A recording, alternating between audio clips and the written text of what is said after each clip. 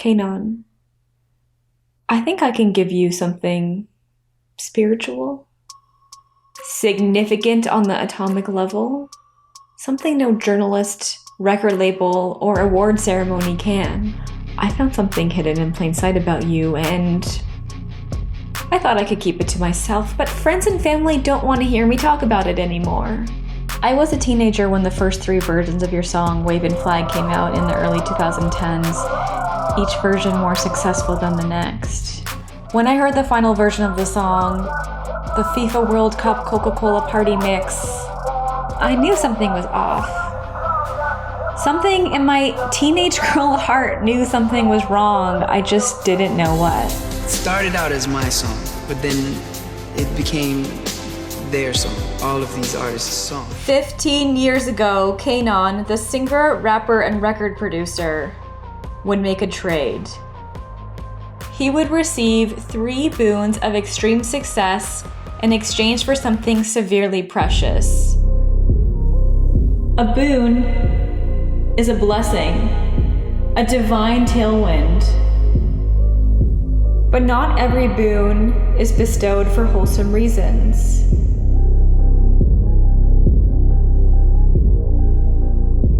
Staying over in my childhood home is always soothing to me. I get to sleep in my princess bed, check out my mom's cool new ceramics. But there is one drawback. No, I don't want to talk about it. Somebody else can. Mom, the flags are waving outside again.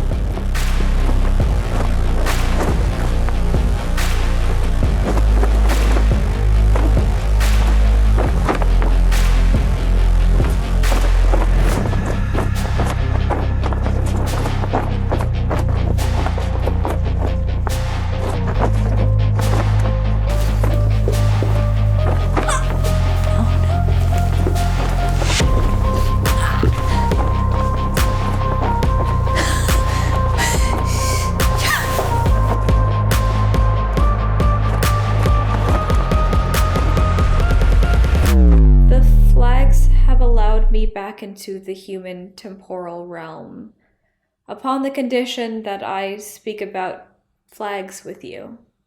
Kanon has kind of an anime-level tragic origin story. I'm gonna use imagery from his children's book because it tells the story visually better than I ever could. Kanon was born in Mogadishu and had a unique art nerd childhood.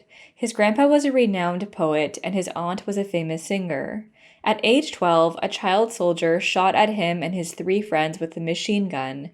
Only he survived. Around this time, things started getting progressively worse, and civil war was breaking out in Mogadishu, making it unsafe to even leave the house. With his family, he fled on the last commercial plane to the US, and later moved to Canada. Before he left, his childhood crush gave him a letter written in English, teasing that it would be good inspiration for him to learn faster. 3 days after they left Somalia, she was killed by a soldier. The song Fatima is in dedication to her. Kanon grew up in Rexdale, Toronto, and slowly started gaining success for his subversive poetic music that held nothing back about his experiences with war.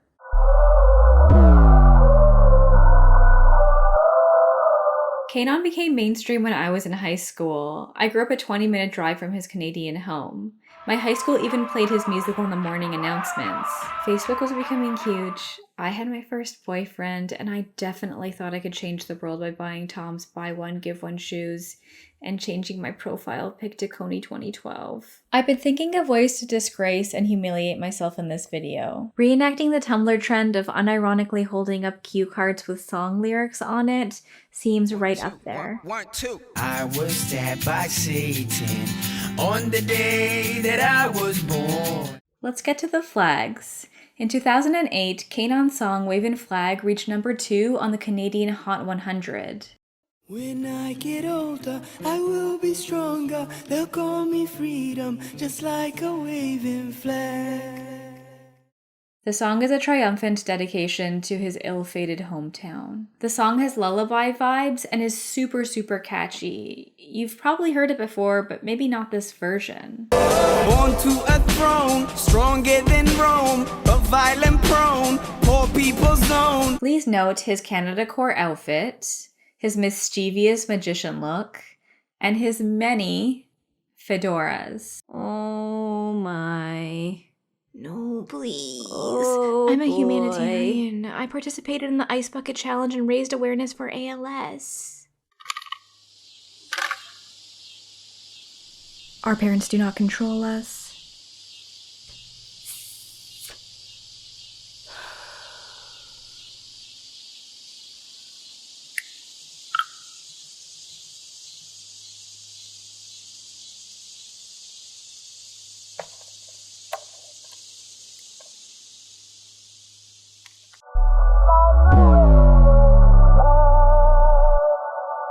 In 2010, after a hurricane in Haiti, Wavin' Flag was remade by a celebrity supergroup of Canadian artists as a fundraising effort to spread relief to Haiti. It started out as my song, but then it became their song, all of these artists' song. And now it's really going to be Haiti's song. This supergroup included Avril Lavigne, Nelly Furtado, Justin Bieber, and Drake even added a rap solo. How come when the media stops covering and there's a little help from the government, we forget about the people still struggling and assume that it's really all love again? Nah. The song even reached #1 on the Canadian Hot 100. So you know I'm cranking that up on the radio when my mom's driving me to school. Some of the verses and lyrics were changed, and a gospel backtrack and live orchestra was added. Learn from these streets, it can be bleak, accept no defeat, surrender, retreat. Fractured my streets and broke all my dreams, now feels like defeat, a wretched retreat. The reference to Buffalo Soldiers was removed completely from this version. It's worth noting that the music video features what I can only describe as death, pain, and devastation. I'm not going to show this footage because I feel like people from 11 years ago probably don't want me showing videos of them on a stretcher in front of their pulverized homes. Okay, but the thing is, celebrity supergroups are not like a novel Canadian idea. We didn't invent that. Young Artists for Haiti, Wavin' Flag was actually the little sister copycat version of the American celebrity supergroup that covered We Are the World to also raise money for Haiti, and they were the first ones to do it.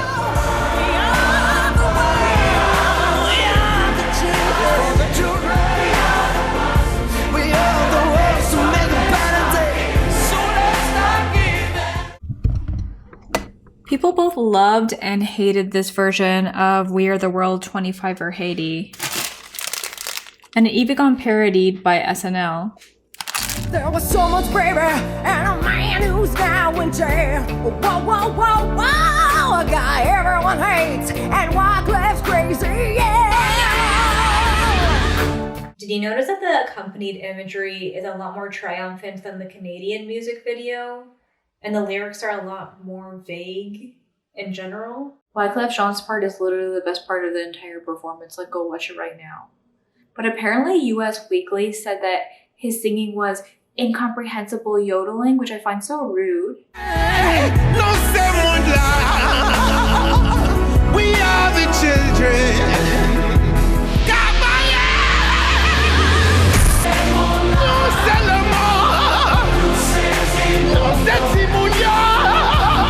The original 1985 version was called We Are the World, USA for Africa, and was written by Michael Jackson and Lionel Richie. It was a fundraiser for African famine relief.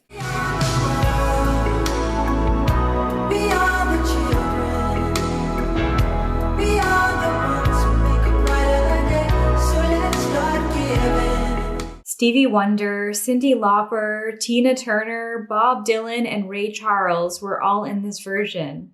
Frig. It's true, we make a better day, just you and me. That's a lot of star power. It's funny, even vintage advertisements are so seductive to me. I'm like, should I buy a USA for Africa crew neck? No. We're the World was a big part of Michael Jackson's philanthropy phase, where he made songs like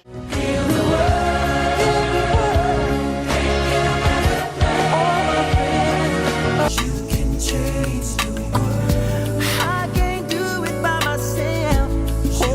What's the aesthetic genre called of different cultures holding hands from around the world? I'd like to teach the world to sing. Sing with me. Perfect harmony. I like to ride the world. Let's go even deeper.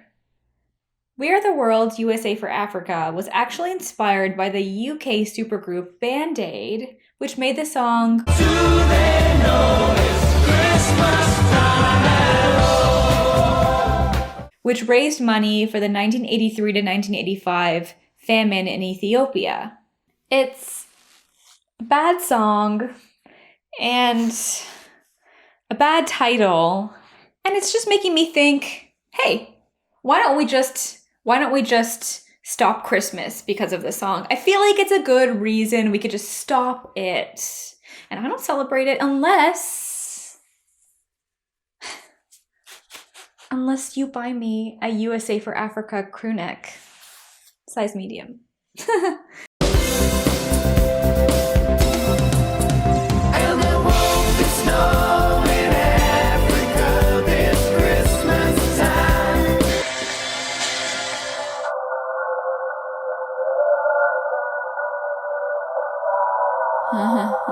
Who said I can't wear my Converse with my dress? Well, baby, that's just me. Converse. The tradition of charity music concerts is a surprisingly long one. In 1749, the composer Georg Friedrich Händel wrote his Foundling Hospital Anthem to support an orphans charity in London. The song is also known by its longer title, Blessed Are They That Considereth the Poor. Blessed,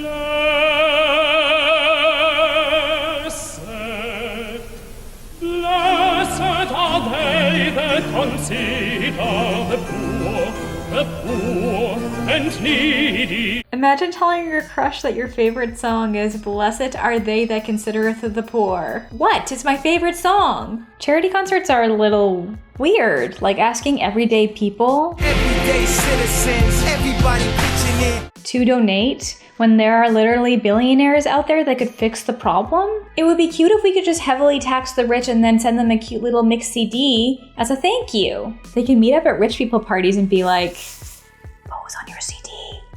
Maybe they're even really secretive about it. Mom won't let me listen to her special CD in the car. All of us stopped using CD players, but every expensive brand new high-tech car comes with a CD player. Can Grandpa Don watch you? What do you think? I don't care. Anywhere but Casey's. Nice. I am not ready to stop being a emo from 2010. I just need like 5 more minutes.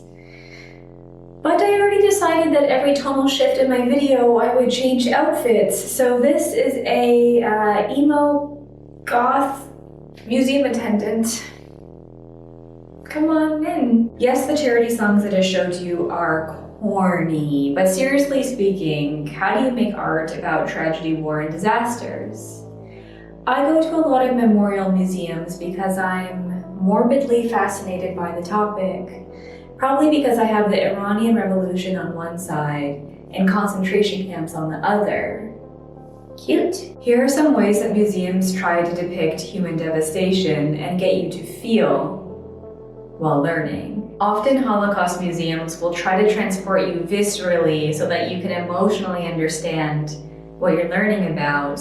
They'll bring you into the gas chambers, they'll show you the incinerated shoes. Some museums even make the hallways somewhat disorienting, but they always show names and people in a minimalist and respectful way. They're trying to show you the gaping absence of people. The Memorial Hall of the Victims in Nanjing Massacre takes a slightly different but equally as effective approach. The Nanjing Massacre is the mass murder and sexual assault of Chinese citizens in Nanjing by Japanese soldiers. Japanese historical revisionists are still minimizing or denying that the war crimes ever took place. I would describe this memorial hall as stylistically and artistically very expressive. In the courtyard, before you enter the building, you see the most gut-wrenching sculptures of women being pulled by their hair, children separated from their parents, and people in agony. These sculptures immediately hurt me. Art school in Canada teaches you to stray away from stylistic depictions of human emotion. So deviant art is like, not allowed. But I don't know, there's no denying that the graphic depiction of human pain is very impactful. Look at Francis Bacon. Now that we are talking art, Star Trek Voyager has an amazing episode about this topic called Memorial. After returning from an away mission, the crew starts experiencing PTSD symptoms and flashbacks from a war they don't remember fighting in. Eventually, the whole crew is incapacitated by the vivid memories of themselves committing war crimes. What the hell are you doing? Stand aside. They're already dead! They were never here. We disabled their shield generators, entered the colony, and they were gone. No one's gonna believe that. They will if we all keep to the same story. I won't lie about what happened here. Then you say nothing. We murdered these people! In self-defense! If that were true, you wouldn't be vaporizing the evidence!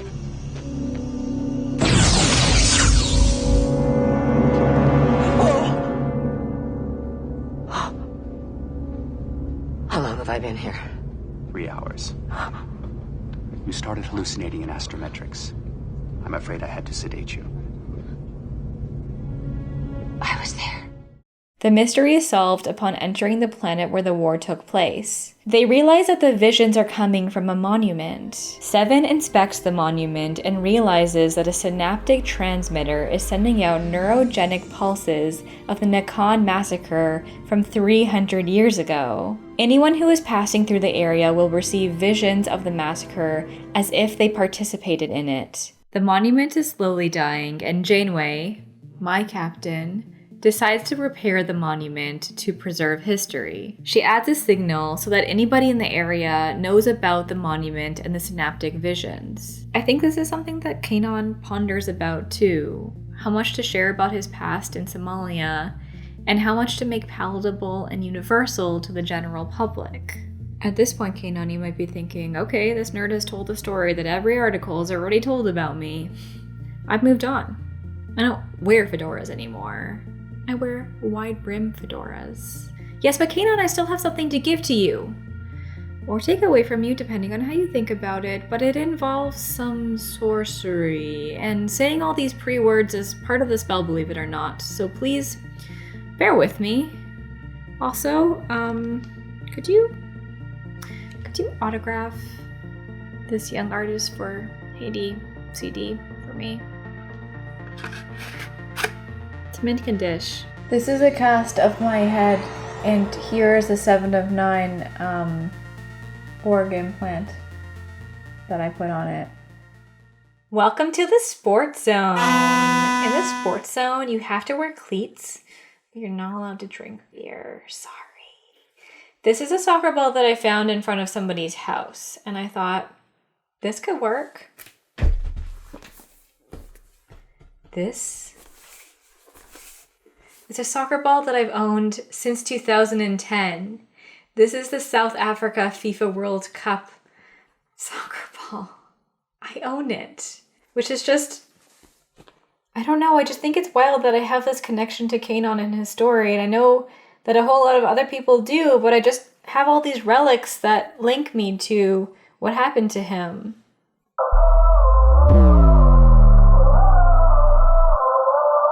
Lots of flags here. It would be a shame if the flags were not flags. Waving Flag became a global hit when it was chosen as the Coca-Cola anthem for the 2010 FIFA World Cup. The lyrics were dramatically changed and the song was sped up. One good addition is this good little part at the beginning, and Kanan's corny dance moves. Wait, is that Damian Marley, Bob Marley's son? I recently started re-listening to all 3 versions of the Wave and Flag song, and I found it. The secret. There. Do you hear it?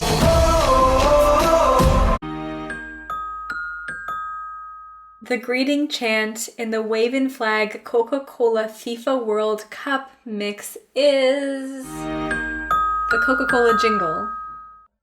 What? Oh,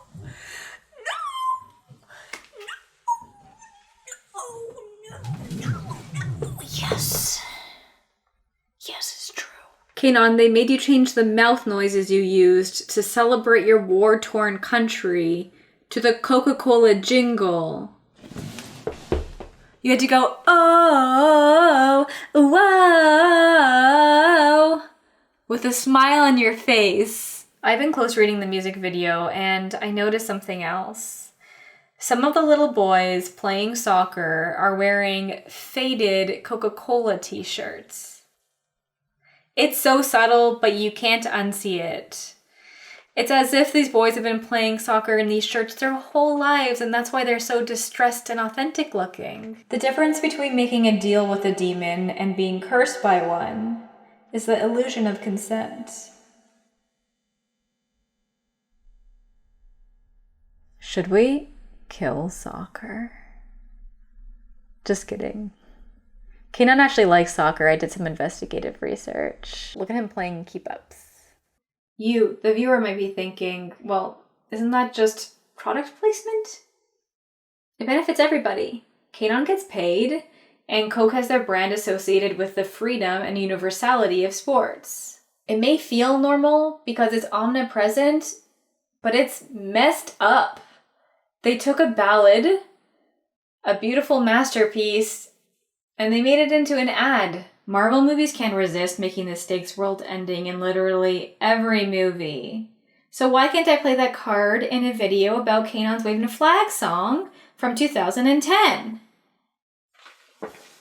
Huh? Lately, every time I see a Coca-Cola can, I'm just like, Coke was able to enter the underexplored African market like a Trojan horse under the FIFA World Cup float with Kanon on top like a puppet king. I don't know why this matters to me so much, but it does. It was 11 years ago, and it's not like product placement is a rare or uncommon thing, and it was done with the full consent of the artist. You know, there are also some other examples of this happening, and I was like completely blind to it when I was a kid. Do you remember, I don't know if this is a Canadian thing, but do you remember the Yope commercial? Give me up, me mama. Yup, me mama. Yup for when the morning come. Oh, give me hope, Joanna.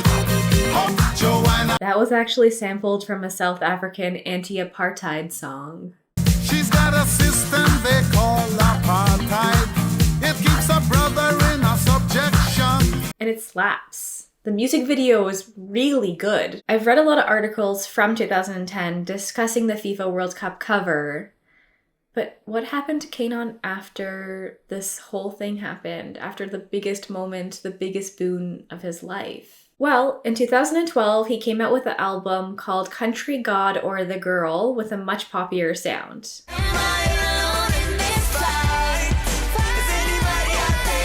But 2 months after the release, he started canceling tours. And he very controversially published an article in the New York Times called Censoring Myself for Success. In the article, he tells an old folktale about selling your soul for fame. The fox, they say, once had an elegant walk for which the other animals loved him. One day, he saw a prophet striding along and decided to improve on what was already beautiful. He set out walking but could not match the prophet's gait. Worse, he forgot his own. So he was left with the unremarkable way the fox walks today. His final remarks in the article are, I may never find my old walk again, but I hope someday to see beauty in the graceless limp back towards it. In his article about censoring himself, he spoke about how his record producers very candidly informed him that his new budding American audience was composed of 15-year-old girls.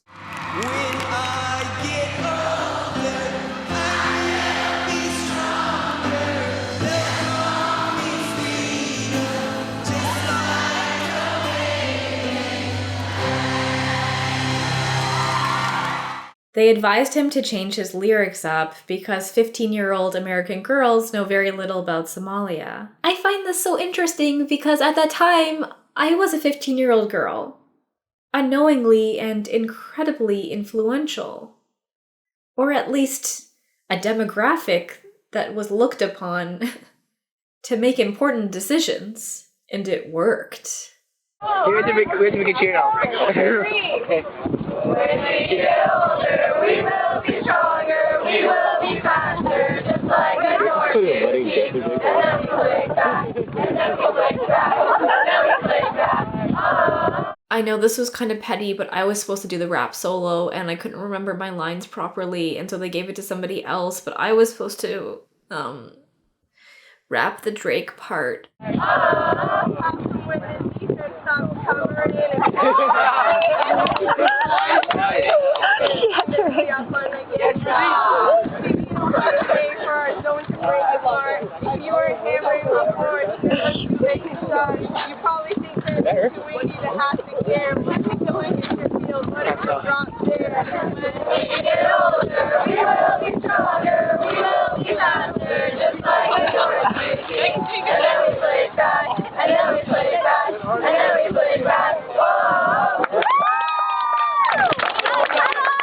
I'm wondering if there's something out there that could fix this.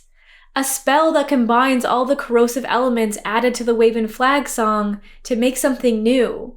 Sugar, spice, and everything nice, you know? A spell that repairs nothing, but creates a monster out of the tragedy. Maybe so we could just look at it. Michael Jackson once cast a spell in his music video Earth Song, where he reversed pollution, deforestation, elephant poaching, and the Balkan Wars?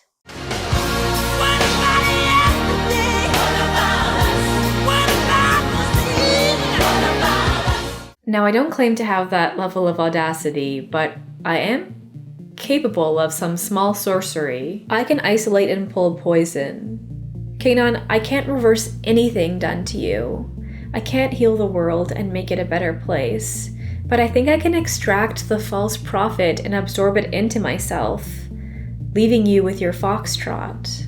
In some little twisted way, the music industry and 15-year-old girls at the exact time that you are becoming famous are your false prophets. And as a former false prophet, as I like to call myself, I feel like I should be able to pull it out from you. And I don't know if you'll ever be able to get your foxtrot back. That's like a you journey, right? But maybe I can help you like and like see it in your hands and then do with it as you will. Do you want to give it a try?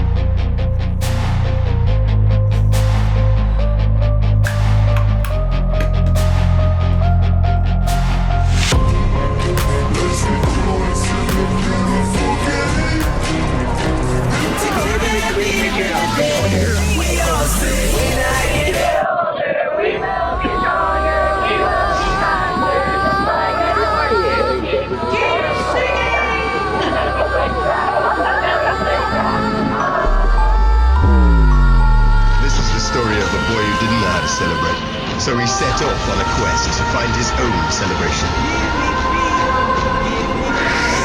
And then, after climbing mountains of celebrations, tired and thirsty, the boy nearly gave up.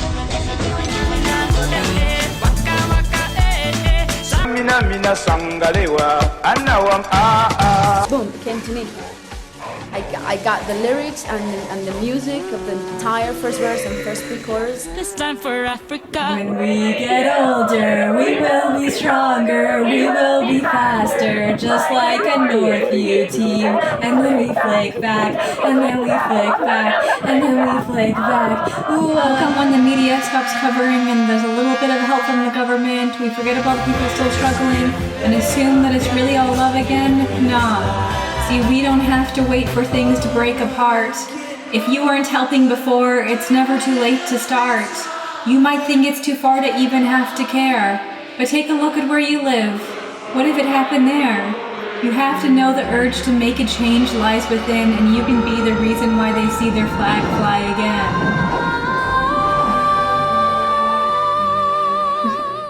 Did that help? I learned a couple of things about putting on black lipstick for this video because I filmed a whole video with black lipstick and then it looked bad. So then I had to do some research. And what I learned was, number one, lip liner. You gotta lip liner yourself. I think it's helpful. Use a dark lip liner. Number two, put your lip liner a little bit up in the corners because black lipstick will want to make you look like frowny, like. So you gotta do that. It's very important. Oh, overline your lips. Like go farther than your actual lip shape because black lipstick, the darker the lipstick, the smaller it'll make your lips look. So you gotta overline it. And you're gonna wanna overdo your face because it's just gonna drown out everything. And you're gonna like contour. I didn't have contour, I just used blush. But you gotta wanna like add definition here, here, here, here, so that you don't look like a blob. I had fun doing it. I put it on with my mom and it was like a cute bonding activity. We also got black nail polish from Shoppers Drug Mart and that was also really fun. Hope some people will watch this video and are like, wow. I didn't know Maya was so fucking goth.